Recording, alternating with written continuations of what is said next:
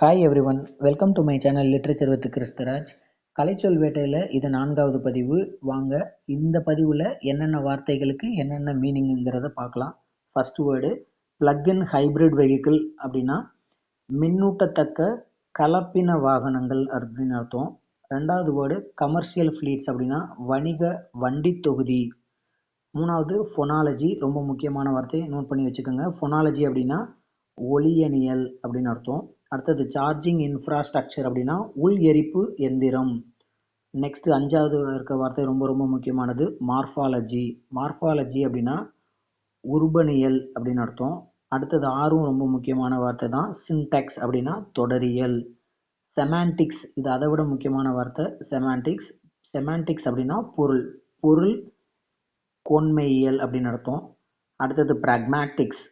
பிராக்மேட்டிக்ஸ் அப்படிங்கிறது உரைக்கோன்மையியல் அப்படின்னு அர்த்தம்.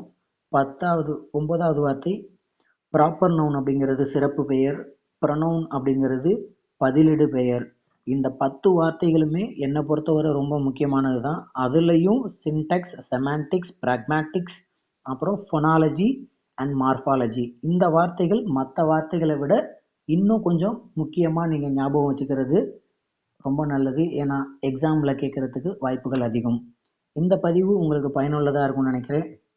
அடுத்த பதிவில் வேறு சில வார்த்தைகள் வேறு சில மீனிங்களோடு உங்களை மீட் பண்ணுறேன். தேங்க்யூ.